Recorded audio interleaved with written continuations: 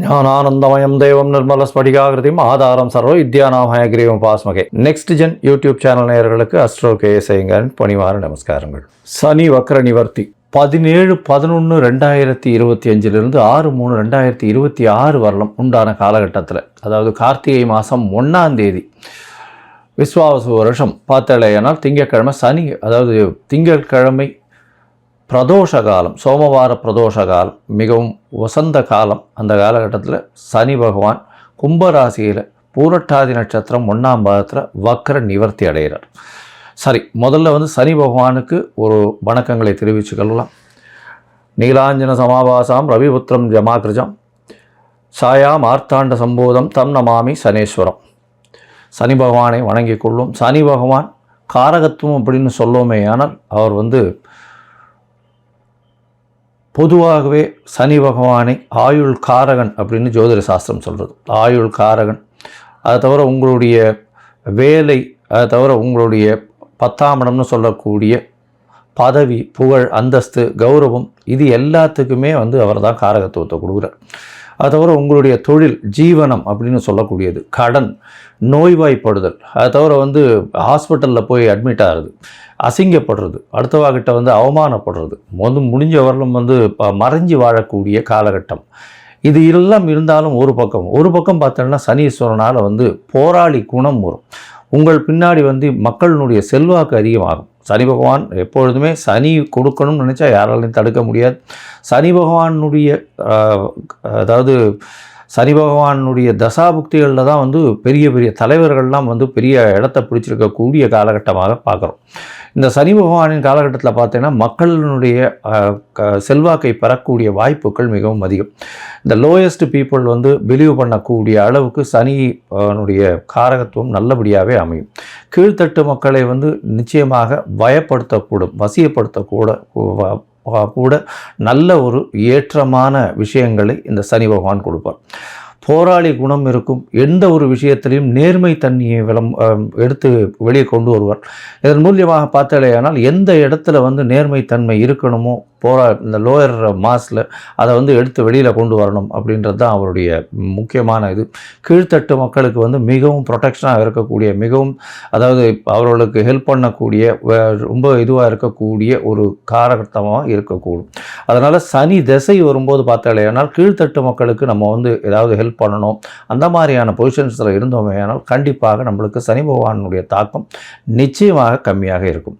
சரி, இப்போ சனி பகவான் அப்படின்னு சொல்லும்போது மகர கும்ப 2 ராசிக்கும் அவரே அதிபதி. 10, 11ஆம் வீடு, 10ஆம் இடம் அப்படின்னு சொல்லக்கூடிய இடம் அப்படின்றது உங்களுடைய ஜீவனஸ்தானம், ஜீவனம், ஆயுள், இது ரெண்டுத்துக்கும் காரகத்துவம் வச்சுன்னு இருக்கக்கூடியவர் சனி. சரி, இந்த சனி கெடுதல் மட்டும்தான் பண்ணுவாரா அப்படின்னா அப்படி இல்லை. சனியை வைத்து நிறைய நன்மைகளும் உண்டு. சனியை வைக்கிறதுனால பார்த்தாலேயானால் ஒரு அரசாங்கத்தினுடைய உயர் பதவியில் வரக்கூடிய வாய்ப்பு, அரசாங்கத்தின் மூலியமாக பெரிய இடத்துல போய் உட்கார்றது, அதை தவிர மக்களின் செல்வாக்களை அதிகமாக பெறுறது, மக்களின் செல்வாக்குகள் மூலியமாக அதீத உயரத்தை அடையக்கூடிய வாய்ப்புகள், மக்களால் போற்றப்படக்கூடியவர், அந்த மாதிரியான விஷயங்கள்லாம் இந்த சனி உச்சமாக இருந்தோ, ஆட்சியாக இருந்தோ, சுபர்கள் பார்த்தோ இருந்ததே ஆனால் நல்ல ஒரு ஏற்றம் இருக்கும். போராளி குணம் அதிகமாக இருக்கும். சனி ஆட்சி உச்சம் பெற்றால் பொதுவாகவே போராளி குணம் அதிகமாக இருக்கும்.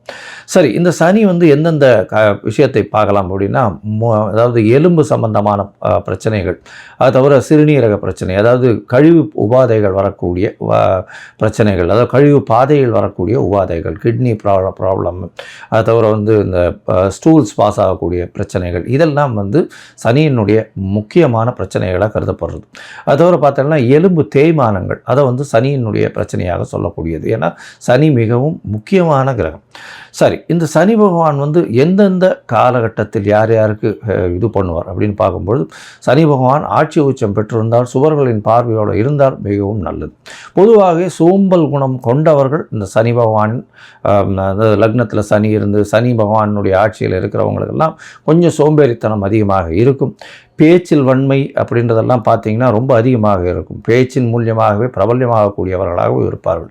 சட்டம் ஒழுங்குகள் எல்லாம் பார்த்தீங்கன்னா இவங்களுக்கு இந்த சனி பகவான் ஆட்சி உச்சம் பெற்றவங்களுடைய பங்கு மிகவும் அதிகமாக இருக்கும். சரி, இப்போ பார்த்தாலேயானால் சனி பகவான் வக்கர நிவர்த்தி அடைகிறார். இந்த வக்கர நிவர்த்தி அடைகிறதுனால என்ன அப்படின்னு பார்த்தீங்கன்னா, இவ்வளவு நாளாக அவருடைய வேகம் கம்மியாக இருந்தது, அதன் மூலியமாக பலன்களும் கம்மியாக இருந்தது. இப்பொழுது பார்த்தீர்களேயானால் அவருடைய பலன்கள் மிகவும் அதிகமாக இருக்கும். ஏன்னா அடுத்த கிட்டத்தட்ட ஒரு 4 மாத காலம்தான் இருக்க போகிறார். அதற்கு பிறகு அவருக்கு சனி பெயர்ச்சி 6/3/2026 வருது. அதாவது கும்பத்திலிருந்து மீனத்துக்கு போகிறார். இந்த காலகட்டம் வரை அவருடைய வேகமான வழக்கமான பலன்களை யார் யாருக்கு எது சரியோ அந்த சரியான பலன்களை கொடுப்பார். ஏன்னா சனி பகவான் மேஷத்தில் நீச்சமாகவும் துலாத்தில் உச்சமாகவும் இருக்கக்கூடிய கிரகம். துலாத்தில் உச்சமாக இருக்குது அப்படின்னா துலாத்துக்கு என்ன அப்படின்னா அளவுகோல் வச்சுருப்பாங்க. அது ரெண்டுமே ஈக்குவலாக இருக்கும். துலாம் அப்படின்னா தராசு வைக்கிறதுனால ரெண்டுமே ஈக்குவலாக இருக்கக்கூடிய ஒரு ராசி. அதனால் உங்களுடைய நல்லது கெட்டது எந்த ஒரு விஷயத்திற்கும் இதற்கு அது எடுத்துக்கொண்டு கழித்து கொண்டு அந்த மாதிரியெல்லாம் இல்லாமல் நல்லதுக்கு நல்லதை கொடுக்கறதும் கெட்டதுக்கு கெட்டதை கொடுக்கறதும் சனியினுடைய வேலை.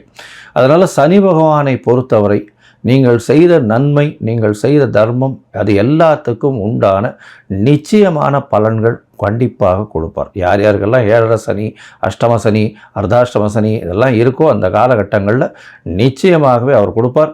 இந்த காலகட்டங்களை தாண்டி வந்தவங்களுக்கு அதனுடைய பிரச்சனைகள் என்ன, அது எப்படிலாம் மாற்றங்களை உங்கள் வாழ்வில் கொடுத்தது அப்படின்றது உங்களுக்கு நல்லாவே தெரியும். சரி, இப்போது சனி பகவானுக்கு உண்டான எளிய பரிகாரம் என்ன? ஒருவேளை சனி பகவான் உங்களுடைய ராசிக்கு நல்லபடியாக இல்லை அப்படின்னா என்ன எளிய பரிகாரம் அப்படின்னு பார்த்தோம்னா, அருகில் இருக்கக்கூடிய பிள்ளையார் கோவிலில் போய் உங்களால் முடிஞ்சது தயிர் சாதம் விநியோகம் பண்ணுங்க. அதாவது சனிக்கிழமை அன்னைக்கு காகத்துக்கு சுடசாதம் வைங்க.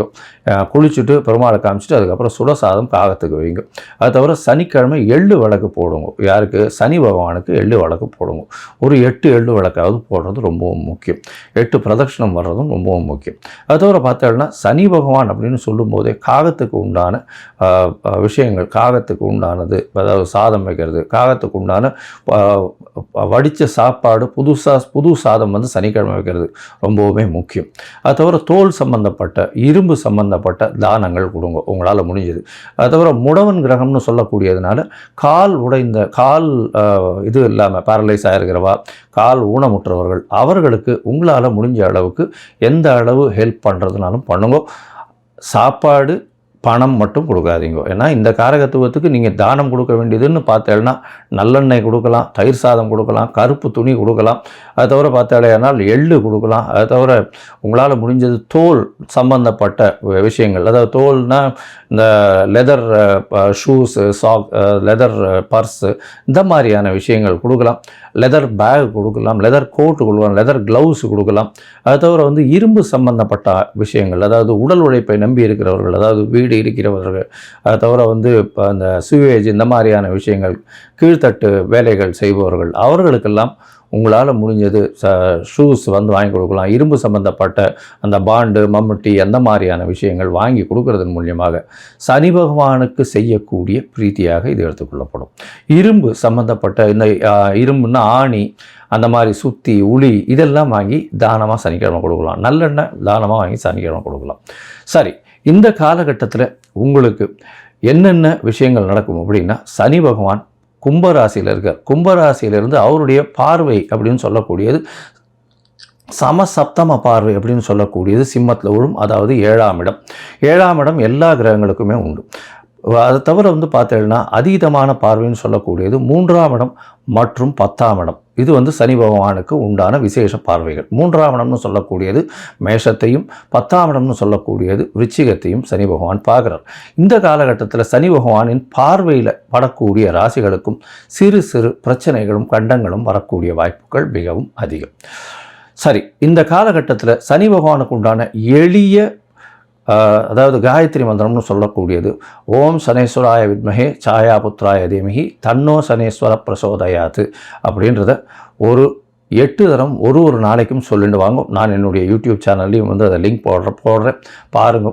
அதை பார்த்து 8 தரம் சொல்லிட்டு வாங்க. உங்களுக்கு வரக்கூடிய பிரச்சனைகள் எல்லாமே சூரியனை கண்ட பனி போல நிச்சயமாக கரைந்து போகும். சரி, இப்போது மேஷம் முதல் மீனம் வரை ஒரு ராசியாக சனி பகவானுடைய பெயர்ச்சி, அதாவது வக்ர நிவர்த்தி எந்த மாதிரியான மாற்றத்தை கொடுக்கும் அப்படின்றத பார்ப்போம். உங்களுக்கு ஜோதிடத்திற்கு, அதாவது அஸ்ட்ராலஜிக்கல் கன்சல்ட் வேணும் அப்படின்னா, ஜோதிடத்திற்கு உண்டான கன்சல்டேஷன் வேணும்னா நீங்கள் உங்களுடைய date, time, place of birth, உங்களுடைய பெயர், உங்களுடைய தாய் தகப்பனார் பெயர் எனக்கு அனுப்பி வைங்கோ. என்னுடைய கட்டணம் என்னன்னு சொல்கிறேன். அந்த கட்டணத்தை நீங்கள் அனுப்பிச்சிட்டு அதற்கு பிறகு உங்களுக்கு நான் அப்பாயின்மெண்ட் தரேன். உங்களுடைய ஜாதகத்தை போட்டு அதில் சந்தி இருக்கா அப்படின்றத பார்த்துட்டு அதற்கப்புறம் உங்கள் ஜாதகத்தை போட்டு உங்களுடைய டிஸ்கஷன் பண்ணுறேன். இப்போ நிறைய பேர் 50 வயசு 60 வயசு ஆனவாள்லாம் கூட சந்தி இருக்கிறது தெரியாமையே ரிஷபராசி மிருகசீரிஷ நட்சத்திரம் நினச்சிட்டு இருப்பா. ஆனால் மிதுன ராசி மிருகசீரிஷத்தில் இருப்பாள். அதாவது உடைந்த நட்சத்திரங்கள்லேயும் சரி, நட்சத்திர பாதங்கள்லேயும் மாற்றங்கள் அதிகமாக இருக்கும். இதனால் உங்களுக்கு இப்போது நல்ல தசை நடக்கிறது நினச்சிட்டு இருப்பீங்கோ, தசை ஒன்றும் கை கொடுக்காது, பெரிய பிரச்சனையில் மாட்டிட்டு இருப்பீங்க. சரி, இப்போது மேஷம் முதல் மீனம் வரை ஒரு ராசியாக சனி பகவான் வக்ர நிவர்த்தியினுடைய பலன்களை பார்க்கலாம். துலாம், சித்திரை, சுவாதி, விசாகம் இந்த 3 நட்சத்திரம் 9 பாதங்களை கொண்ட ராசி. ராசியின் அதிபதினு சொல்லக்கூடியவர் சுக்கிரன். பொதுவாகவே பார்த்தாலேயானால் இந்த துலாத்தில் சனி பகவான் உச்சம் பெறுவதனால் சுக்கிரனுடைய ராசிகளுக்கு, அதாவது ரிஷபம் துலாம் இது ரெண்டுத்துக்குமே சனி பகவானுக்கு ரொம்பவுமே பெரிய ஏற்றமான பலனை கொடுப்பார். அவர் எந்த பொசிஷனில் இருந்தாலும் துலாத்துக்கு நல்ல ஒரு ஏற்றத்தை கொடுக்கக்கூடியவர்.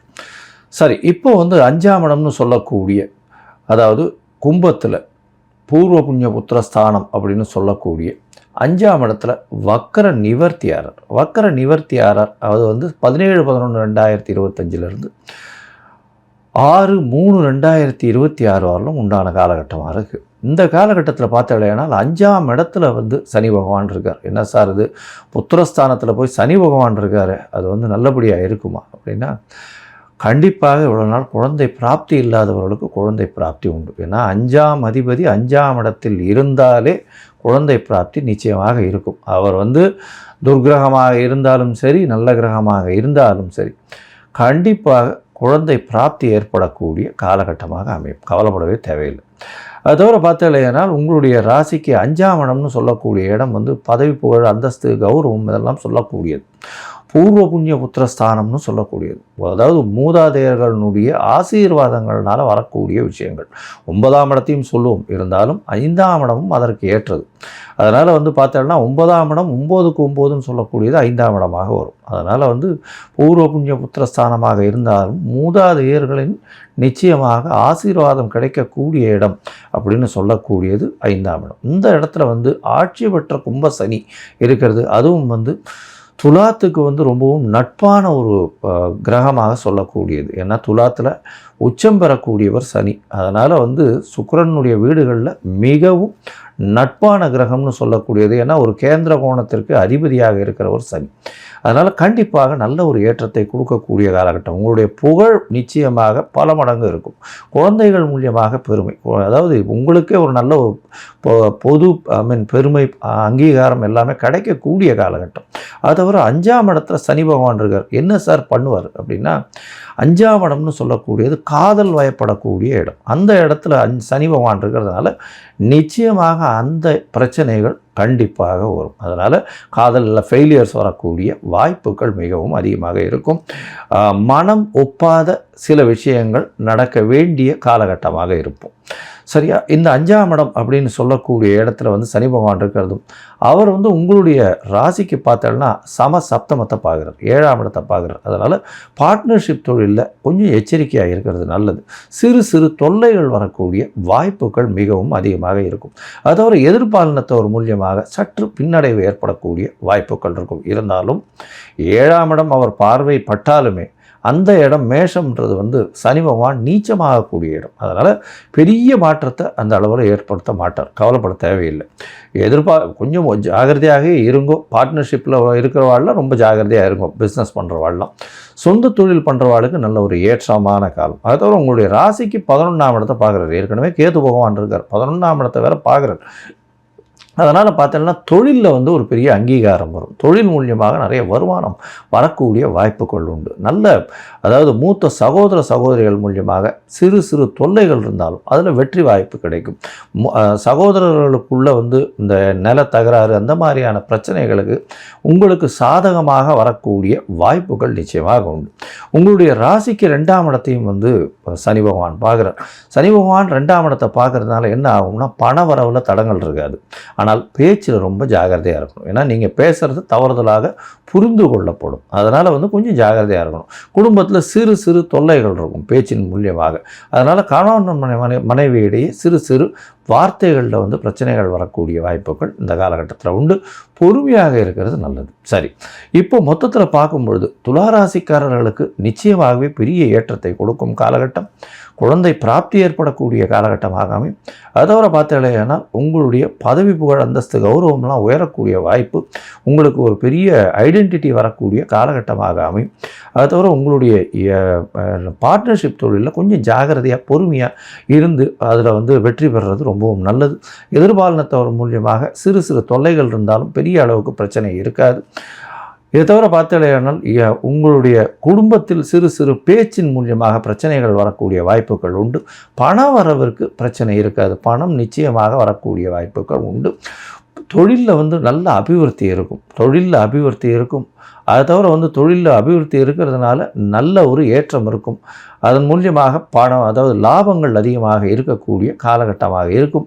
உங்களுக்கு கீழ்ப்படிந்து நடக்கிற உங்கள்கிட்ட வேலை செய்கிறவங்களுக்கெல்லாம் வந்து வேலை செய்கிறவங்க கண்டிப்பாக நல்ல ஒரு வேலையில் ரிசல்ட்டை கொடுக்கக்கூடிய வாய்ப்புகள் இந்த காலகட்டத்தில் ரொம்பவும் அதிகம். சரி, இந்த காலகட்டத்தில் உங்களுக்கு இந்த சனி பகவானுக்கு நீங்கள் பிரீத்தி பண்ணணும்னு நினச்சாலேயானால் இந்த இடும்பவனம்னு முத்துப்பேட்டையிலேருந்து நாகப்பட்டினம் போகிற வழியில் இருக்குது சனீஸ்வரன் கோவில். அங்கே போய் சனி பகவானுக்கு உண்டான பிரீத்தியை பண்ணிட்டு வாங்க. அதை தவிர வந்து பொதுமக்களுக்கு உங்களால் முடிஞ்சதுன்னா சனிக்கிழமை அன்றைக்கி உங்களால் முடிஞ்சதே ஆனால் நீங்கள் வந்து இந்த நுங்கு வாங்கி கொடுங்க. அதாவது பனை சம்பந்தப்பட்ட ப்ராடக்ட்னு சொல்லக்கூடியது நுங்கு வாங்கி கொடுங்க. நிச்சயமாகவே நல்லா இருக்கும். கடுக்கா பொடி, கடுக்கா இதெல்லாம் வந்து இந்த சனி பகவானுக்கு உண்டான காய் பழ வகைகள்னு சொல்லக்கூடியது நுங்கு, கடுக்கா இதெல்லாம் வந்து வாங்கி கொடுக்கறதன் மூலியமாக நிச்சயமாக உங்களுக்கு வந்த பிரச்சனையும் வரக்கூடிய பிரச்சனையும் அதாவது சூரியனை கண்ட பனி போல நிச்சயமாக இல்லாமல் இடம் தெரியாமல் போகும்.